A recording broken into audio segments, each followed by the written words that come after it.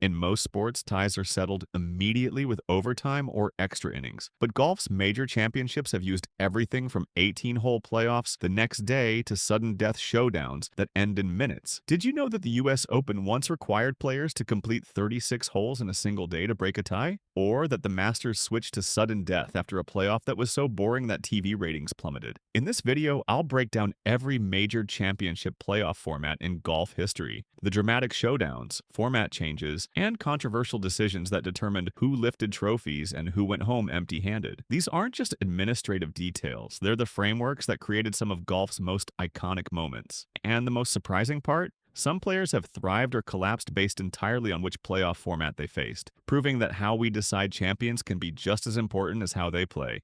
The Masters Tournament playoff format. The Masters Tournament has used 3 different playoff formats throughout its history, evolving from the most extensive to the quickest resolution in major championship golf. From 1934 to 1962, the Masters used a full 18-hole playoff to settle ties, requiring players to return the next day for essentially a 5th round. This format produced some memorable moments, including Sam Snead's victory over Ben Hogan in 1954, when Snead shot 70 to Hogan's 71 in what many consider one of the greatest playoff duels in golf history.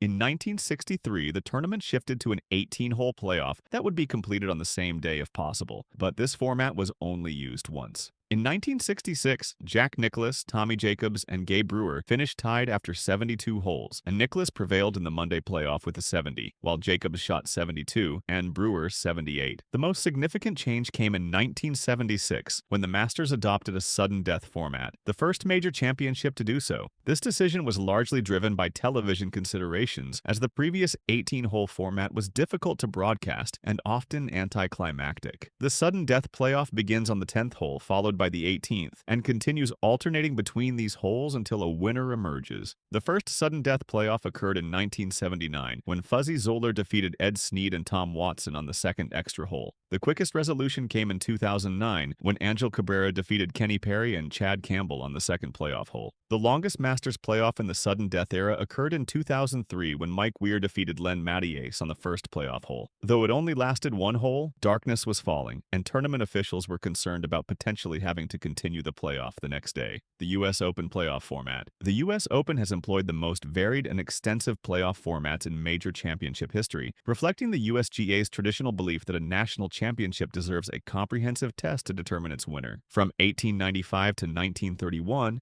the US Open used a full 18-hole playoff. In 1931, the format changed to a grueling 36-hole playoff completed in a single day. This marathon format produced some legendary duels, including Ben Hogan's triumph over Lloyd Mangrum and George Fazio in 1950 at Marion, just 16 months after Hogan's near-fatal car accident. The 36-hole format remained until 1954, when the USGA returned to an 18-hole playoff. This format was used for over 6 decades, creating iconic moments like Jack Nicklaus defeating Arnold Palmer at Oakmont in 1962, Tiger Woods' victory over Rocco Mediate at Torrey Pines in 2008 despite playing with a torn ACL, and Hale Irwin's improbable victory over Mike Donald in 1990. The 1990 playoff introduced an additional wrinkle. If players remained tied after 18 playoff holes, the championship would be decided by sudden death. This happened when Irwin and Donald remained tied after the 18-hole playoff, with Irwin winning on the first sudden death hole. In 2018, the USGA made a dramatic change, abandoning the 18-hole playoff format in favor of a 2-hole aggregate playoff. Under this system, players complete 2 holes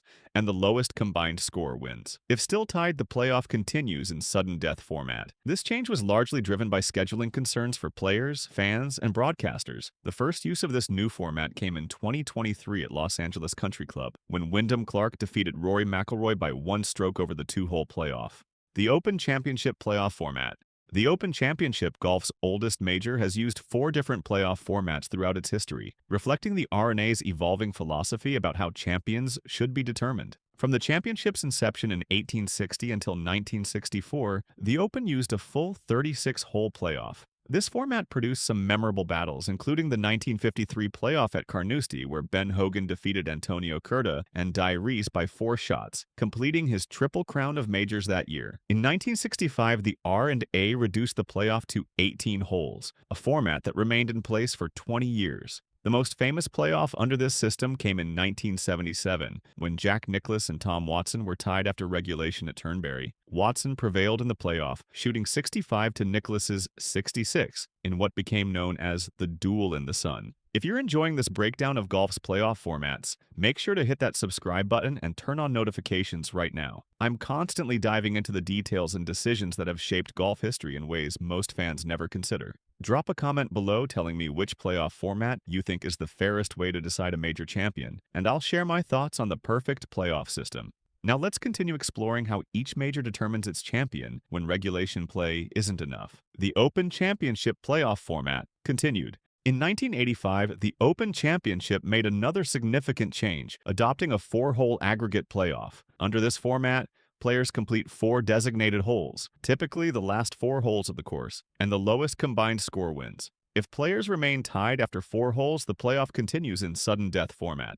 The first 4-hole playoff occurred in 1989 at Royal Troon, where Mark Calcavecchia defeated Wayne Grady and Greg Norman. Norman had led by 2 strokes with 2 holes remaining in the playoff, but finished with 2 bogeys, including hitting his approach shot out of bounds on the final hole. The most dramatic 4-hole playoff came in 2002 at Moorfield, when Ernie Els defeated Thomas Levitt, Stuart Appleby, and Steve Elkington. After the 4-hole aggregate eliminated Appleby and Elkington, Els and Levitt remained tied, requiring sudden death. Els won on the first extra hole with a par. The 4-hole aggregate format has proven popular with fans and broadcasters because it provides enough holes to be a meaningful test while ensuring the championship concludes on Sunday. It also allows for strategic decision-making across multiple holes rather than the all-or-nothing pressure of sudden death.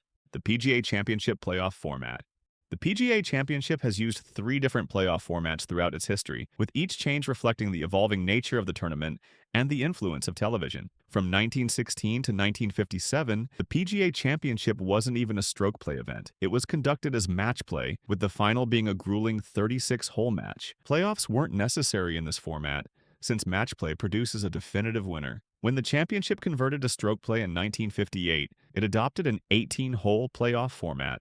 This system was used for 19 years, with notable playoffs including Don January's victory over Don Massengale in 1967 at Columbine Country Club. In 1977, the PGA of America made a dramatic shift, becoming the second major to adopt a sudden death playoff format. This decision was largely influenced by television considerations, as the immediate drama of sudden death was more broadcast-friendly than returning the next day. The first sudden death playoff under this format occurred in 1978 at Oakmont, where John Mahaffey defeated Jerry Pate and Tom Watson on the second extra hole. The longest sudden death playoff in PGA Championship history came in 2000 at Valhalla, where Tiger Woods defeated Bob May on the third extra hole after both players had delivered spectacular performances in regulation. In 2016, the PGA Championship modified its playoff format again, adopting a 3-hole aggregate system. Under this format, players complete 3 designated holes, and the lowest combined score wins. If players remain tied after 3 holes, the playoff continues in sudden death format. The first 3-hole playoff occurred in 2022 at Southern Hills, where Justin Thomas defeated Will Zalatoris by 1 stroke over the 3-hole aggregate. Comparing the formats, fairness versus entertainment. Each major championship's playoff format reflects a different philosophy about how champions should be determined, balancing competitive fairness with practical considerations like television schedules and player fatigue. The Masters sudden death format prioritizes drama and immediate resolution, creating high-pressure moments where a single shot can determine the champion. This approach has produced some thrilling finishes, but has been criticized for potentially allowing luck to play too large a role in determining a major champion. The U.S. Open's traditional 18-hole playoff, now replaced by the 2-hole aggregate, emphasized the championship's identity as the ultimate test of golf, requiring players to demonstrate skill and endurance over an extended playoff. This format was considered the most comprehensive test but created logistical challenges for players, fans, and broadcasters. The Open Championship's 4-hole aggregate represents a middle ground, providing enough holes to minimize the role of luck while ensuring the championship concludes on Sunday. This format has been widely praised for balancing competitive integrity with practical considerations. The PGA Championship's evolution from match play to sudden death to three-hole aggregate reflects the tournament's ongoing effort to establish its distinct identity among the majors while accommodating television demands. From a player's perspective, different formats favor different skills. Sudden death puts a premium on nerves and the ability to perform under immediate pressure. Extended playoffs, like the former US Open 18-hole format, reward consistency and endurance. Aggregate playoffs over a few holes balance these factors, testing both nerve and consistency across multiple shots. The impact of playoff formats on outcomes.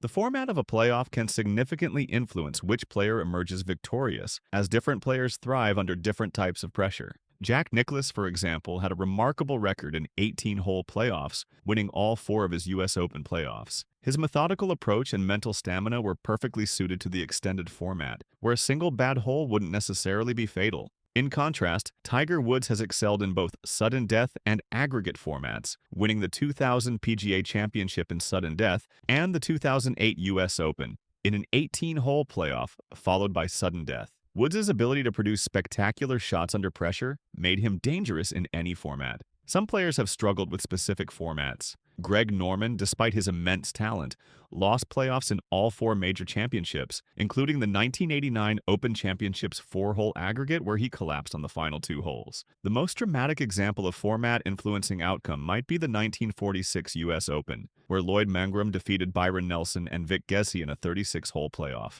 Nelson, perhaps the greatest player of that era, later admitted that the marathon format exhausted him physically and mentally, contributing to his defeat.